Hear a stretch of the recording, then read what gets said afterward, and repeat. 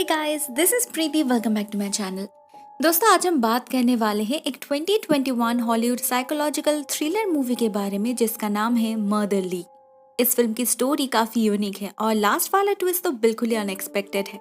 हम श्योर आपको पसंद आएगी। तो चलिए फिलहाल वीडियो को स्टार्ट करते हैं। इस फिल्म की शुरुआत होती है एक लड़की को दिखाते हुए जो अपने आंखों पर पट्टी बांध के चुपचाप बैठी है। उसके सामने कोई है जिसका चेहरा तो हमें नहीं दिखता, मगर हाथ में चाकू जरूर दिखता है। क्या यह व्यक्ति उस लड़की को मारने वाला है? नहीं, ये व्यक्ति कोई और नहीं, कोई खूनी नहीं, असल में उसी लड़की की माँ है, केट। और ये चाकू केक काटने के लिए है। आज उसकी बेटी यानी कि बेथ का 9th बर्थडे जो है। हम देखते हैं ये माँ और बेटी एक बहुत ही सुनसान इलाके में एक बहुत ही सिक्रेटिव लाइफ लीड कर रहे हैं। किसी से छुप रहे हैं वो लोग। बेथ को ऐसी जिंदगी बिल्कुल भी पसंद नहीं। वो बोर हो जाती है। यहाँ उसका कोई दोस्त भी नहीं है जिसके साथ वो खेल सके। केट समझती है उसे, अपनी पूरी कोशिश करती है छोटी छोटी चीजों से उसे चीयर अप करने की। जैसे आज उसने अपने हाथों से उसके लिए केक बनाया, मगर बेथ को कुछ भी पसंद नहीं आता। उसे आईपैड चाहिए था जो केट उसे दिला नहीं पाई। उसके पास उतना पैसा कहाँ। बदले में वो उसे अपना लॉकेट देती है जो बेथ को नहीं चाहिए था। वो बाहर जाती है खेलने और केट अपने काम पर लग जाती है। वो अपने लैपटॉप पे कुछ लिखती है जिससे हमें उनकी लाइफ के डार्क सीक्रेट के बारे में पता चलता है। असल में केट का हस्बैंड ब्रैड एक खूनी है। 2 साल पहले उसने एक छोटी सी बच्ची कर्टनी का खून किया था। कर्टनी बेथ की ही दोस्त हुआ करती थी। वो लोग एक साथ खेलते थे। उस दिन भी कर्टनी आई थी उनके घर, मगर जिंदा लौट नहीं पाई। जब केट को सब पता चला, उसने ब्रैड के खिलाफ जाके पुलिस में रिपोर्ट की, गवाही दी, तो उसने केट और बेथ को मारने की धमकी दी। अभी ब्रैड जेल में है, लेकिन अगर उसे मौका मिला तो वो उन्हें भी मार डालेगा। इसी कारण से वो लोग छुपे हैं। उन्हें पुलिस प्रोटेक्शन भी मिल रहा है। किट जब यही सब कुछ सोच रही थी, अचानक उसकी नजर पड़ती है बाहर की तरफ। बेथ का जैकेट वहां लटक रहा था एक पेड़ से, मगर वो कहीं दिखाई नहीं दे रही थी। केट बहुत ज्यादा डर जाती है। बाहर जाके अपने बच्ची को ढूंढने लगती है। फाइनली वो मिलती तो है बर्न में। हाथ में एक नुकीले चीज लेकर अपने माँ को डराने की कोशिश कर रही थी वो, जिसमें वो कामयाब भी होती है। केट इतना ज्यादा डर चुकी थी कि वो रोने लगती है, मगर अपने बेटी से इतना क्या डर, गॉड नोस, वो तो मजाक कर रही थी। वो बेथ को बहुत डांटती है, खींचकर उसे घर ले जाने लगती है और ठीक तभी उसे दूसरा झटका लगता है। घर का दरवाजा खुला हुआ था, जबकि उसे पक्का याद है निकलते वक्त उसने बंद किया था। केट दबे पांव घर के अंदर जाती है, बेथ को एक जगह बैठने के लिए कहती है और फिर एक चाकू लेकर पूरे घर को सर्च करती है। उसे फील हो रहा था घर में कोई और भी है। किसी की फुटस्टेप्स, सांसों की आहट सुनाई दे रही थी उसे, मगर कोई दिखता नहीं। तो वो रिलैक्स होकर नीचे आ जाती है, मगर उसके जाने के साथ साथ इधर आईने के पीछे से कोई निकल आता है और उधर बार्न में हम एक साये को देखते हैं उन पर नजर रखते हुए। मतलब केट का शक बेवजह नहीं था। हम नोटिस करते हैं केट अपने बेटी को लेकर कुछ ज्यादा ही प्रोटेक्टिव है। कभी भी उसे अपने नजरों से दूर नहीं करती। उसे अपना फोन और लैपटॉप छूने नहीं देती। इवन टीवी पर वो क्या देख रही है इस पर भी नजर रखती है वो। बेथ को ये सब पसंद नहीं आता। वो अपने माँ से ठीक तरह से बात तक नहीं करती, रूडली बिहेव करती है, हमेशा बदतमीजी करती रहती है। और गुस्सा, वो तो उसके नाक पर रहता है हमेशा।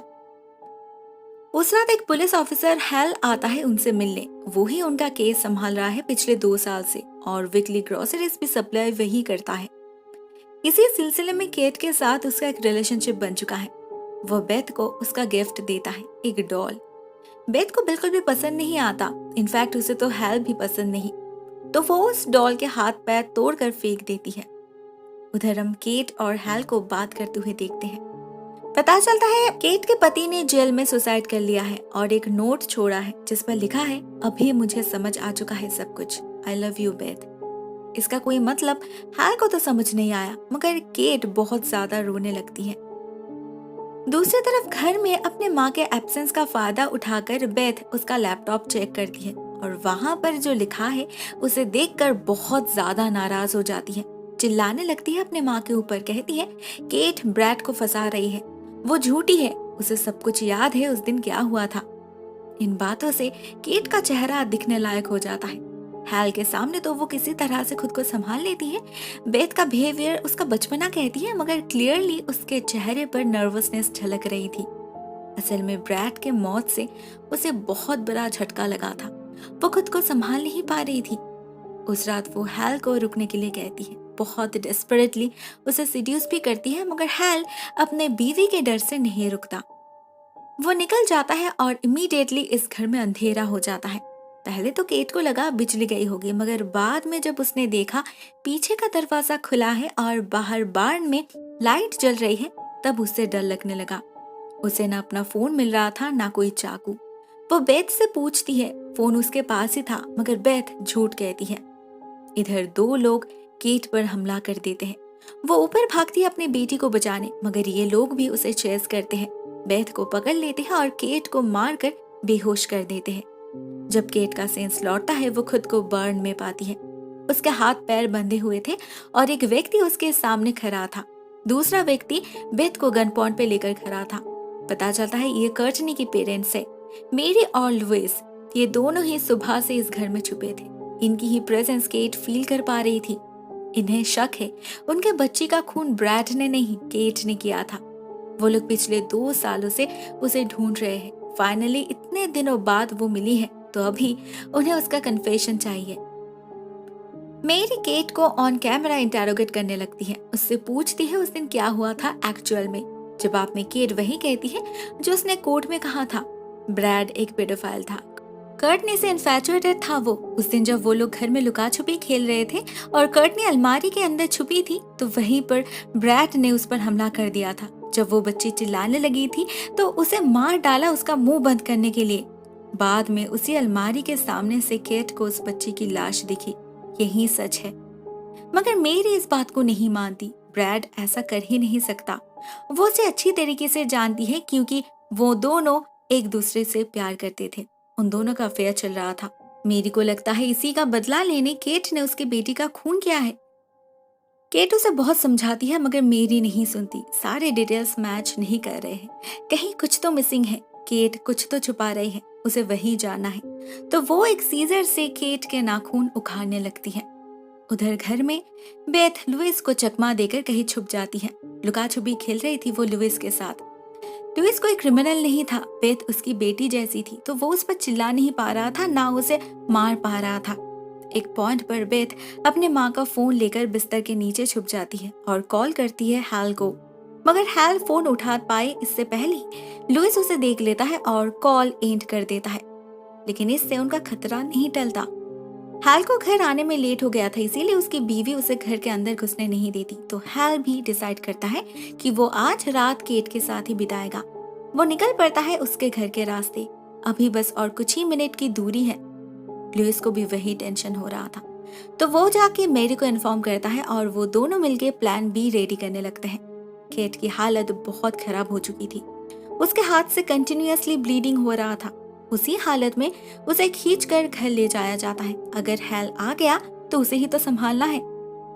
होता भी यही। कुछ ही मिनट के अंदर हैल की गाड़ी घर के सामने आकर रुकती है। मेरी बेथ के मुंह पर टेप लगा के उसे लेकर बैठ जाती है और लुइस जाता है केट को लेकर। उसे गन पॉइंट पे लेकर फोर्स करता है हैल को वापस भेजने के लिए। केट वही करती है, मगर साथ में बहुत ही चालाकी से कुछ ऐसी बातें भी कहती है जिससे हैल को शक होता है। वैसे ही केट का चेहरा बहुत डल दिख रहा था। ऊपर से वो कहती है बेथ उसे पसंद करती है, उसका दिया हुआ डॉल उसे बहुत पसंद आया है। ये सारी बातें झूठ थी। हैल ने खुद उस डॉल की हालत देखी थी और उसे पसंद करना तो दूर की बात है, बेथ तो उसे सहन तक नहीं कर पाती। तो वो समझ जाता है कुछ गड़बड़ है, केट खतरे में है। इतना सब कुछ समझने के बाद भी उसमें रुकने की हिम्मत नहीं हुई। वो अपनी गाड़ी लेकर निकल जाता है और इधर मेरी फिर से अपने काम में लग जाती है। मगर इस बार केट लुइस से बात करने की जिद करती है, जिस पर लुइस मान जाता है। वो किसी को हर्ट करना नहीं चाहता, उसे बस सच जानना है। वो केट को लेकर बर्न में जाता है और अपने पॉइंट्स बताने लगता है, कहाँ कहाँ उन्हें गड़बड़ लग रहा है, क्यों उन्हें लगता है कर्टनी का खून केट ने किया है। फाइनली उसके लॉजिक के सामने केट को हार मानना ही पड़ता है। वो मान लेती है उस बच्ची को उसने ही खून किया था, क्योंकि उसे बदला लेना था। मेरी और ब्रैड का चक्कर उससे सहन नहीं हो रहा था। इसीलिए उसने मेरी को हर्ट करने के लिए उसके बेटी को मार डाला। उस दिन जब वो लोग खेल रहे थे तो मेरी ने ही चाकू से उसका खून किया था। उसके बाद घर को क्लीन करके उसके लाश को ले जाकर ब्रैड के गाड़ी के ट्रंक में रख दिया। सारे एविडेंस उसके अगेंस्ट प्लॉट किया जिससे वो फंस जाए। मतलब बेथ इसी बारे में कह रही थी। वो उसका बचपना नहीं था, ना वो ऐसे ही अपने माँ से खफा थी। लुइस ये सारी बातें ऑन कैमरा रिकॉर्ड कर लेता है। उसका तो मन कर रहा था कि अभी इसी वक्त वो केट का खून कर दे, मगर वो ऐसा करता नहीं। सजा तो केट को मिलेगी, जरूर मिलेगी, मगर उन्हें कानून अपने हाथ में लेने की कोई जरूरत नहीं। उधर हम देखते हैं हैल को। वो कंफ्यूज्ड था। अपनी ड्यूटी से ऐसे भागना उसे ठीक नहीं लग रहा था। तो वो कुछ दूर जाकर अपनी गाड़ी रोक लेता है, अपने टीम को इन्फॉर्म करता है और फिर खुद ही अकेले गन लेकर निकल जाता है केट को बचाने। वो ठीक उसी समय एंट्री लेता है जब लुइस केट को गन पॉइंट पे लेकर बार्न से निकल रहा था। हैल को देखकर वो घबरा जाता है, उसे समझाने की कोशिश करता है वो कौन है, क्यों ऐसा कर रहा है, इवन ये भी बताता है कि उसके फोन में प्रूफ है। मगर केट हैल को कुछ समझने का मौका ही नहीं देती। वो उसे ऐसे उकसाती है, डराती है कि हैल लुइस को शूट कर देता है। बाद में उसे रियलाइज होता है कि उसका फोन चेक करना चाहिए, तो वो फोन उठाने जाता है और ठीक तभी केट लुइस के बंदूक से उसे शूट कर देती है। उसके पास और कोई ऑप्शन जो नहीं था। सच छुपाने के लिए उसे इतना तो करना ही था। उधर मेरी बेथ से कुछ बातचीत करती है। केट कैसी है, उसे कभी हर्ट तो नहीं करती, ये सब। बेथ कहती है उसकी माँ बहुत ही मीन है और लायर भी। उस पर पूरा दिन नजर रखती है, उसे कुछ भी अपने मर्जी से करने नहीं देती। मेरी उसे समझाती है इसके बाद से उसका ख्याल वो रखेगी। तभी उसे गोली की आवाज सुनाई देती है और खिड़की से झांकने पर उसे केट दिखती है इसी तरफ आते हुए। वो पैनिक करने लगी थी। बेथ उसे छुपने की जगह दिखाती है, ले जाती है घर के बेसमेंट में जहाँ मेरी केट का सामना करने के लिए तैयार होती है। दोनों माओं के बीच लड़ाई शुरू हो चुकी थी। मेरी चाकू से केट को घायल करती है और केट अपने नाखूनों से। दोनों के ही शरीर से खून बह रहा था और दोनों ही दर्द में तड़प रहे थे। बेथ वहीं पर थी, देख रही थी सब कुछ, मगर वो कुछ करती नहीं, अपने माँ की मदद भी नहीं। सिमले भाग जाती है वहां से, चाकू उठाती है और निकल जाती है बर्न की तरफ। मेरी को उसमें अपनी बेटी दिख रही थी। इस बार वो उसे खोना नहीं चाहती, तो वो उसका पीछा करती है उसे लेकर भागने के लिए। बार्न तक पहुंचने पर उसे अपने पति की लाश दिखती है, जिसे देखकर वो इमोशनल हो जाती है और तभी अचानक कहीं से बेथ आकर एक औजार से उस पर हमला कर देती है। तब तक केट भी आ पहुंची थी और वो बेथ को रोकने की कोशिश करती है, मगर बेथ ना रुकती है, ना उसके चेहरे पर कोई एक्सप्रेशन आता है। वो बहुत ही कैजुअली उस औजार को पुश करने लगती है।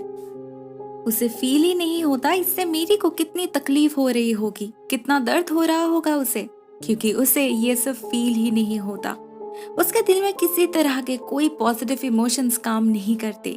लोगों को दर्द देकर उसे मजा आता है। वो एक साइको है, पैथोलॉजिकल लायर है वो, और ये बात उसके माँ को पता है। यहाँ पर हमें पता चलता है असल में 2 साल पहले कर्टनी का खून ना ब्रैड ने किया था, ना केट ने। खूनी असल में बेथ थी। जब केट को ये बात पता चली तो उसने एक बहुत टफ डिसीजन लिया। अपने बच्चे के लिए अपने निर्दोष पति को फंसा दिया, क्योंकि उसे लगा था वो बेथ को बदल सकती है। अगर उसे गाइडेंस मिले तो वो काउंसलिंग के जरिए उसे ठीक कर सकती है, एटलीस्ट सबसे दूर तो रख सकती है। इसीलिए वो हमेशा बेथ पर नजर रखती थी और उस दिन उसके हाथ में उस औजार को देखकर डर भी गई थी, क्योंकि उसे हमेशा डर लगा रहता था बेथ कहीं उसे ना मार डाले। उसे बचाने के लिए उससे जितना हो सके उसने किया, मगर अभी इस सिचुएशन से वो कैसे निकले। केट डिसाइड करती है कि वो सारे एलिगेशन अपने ऊपर ले लेगी, लेकिन इसके बाद अगर बेथ ने कुछ किया तो वो उसे और बचा नहीं पाएगी। इसके आगे बेथ को खुद ही अपने आप को संभालना होगा, उसे और किसी को हर्ट नहीं करना। केट यही सारी बातें अपनी बेटी को समझा रही थी, मगर बेथ को ये बातें ना समझ आती है, ना पसंद आती है, ना बार बार उसे बेबी बुलाना पसंद आता है। तो वो पागल अपनी ही माँ को मार डालती है, पीठ में चाकू घुसाकर। उस माँ को जिसने उसे बचाने के लिए इतना सब कुछ किया, अपने पति को खोया, सब कुछ छोड़ छाड़ के संजान जगह में आकर लाइफ रिस्क लेकर उसके साथ रही, इवन सारा दोष अपने ऊपर ले लिया। उस माँ को मार के भी बेथ का चेहरा बिल्कुल इमोशनलेस था, उसे जैसे कुछ फर्क ही नहीं पड़ा। जब केट ने उससे पूछा क्यों, तो बेथ ने कहा उसके पिता को फंसाने के लिए। तो क्या इसका मतलब ये है कि वो अपने पिता से ज्यादा प्यार करती है? नहीं, क्योंकि जिसके दिल में प्यार है ही नहीं, वो किसी से प्यार नहीं कर सकता।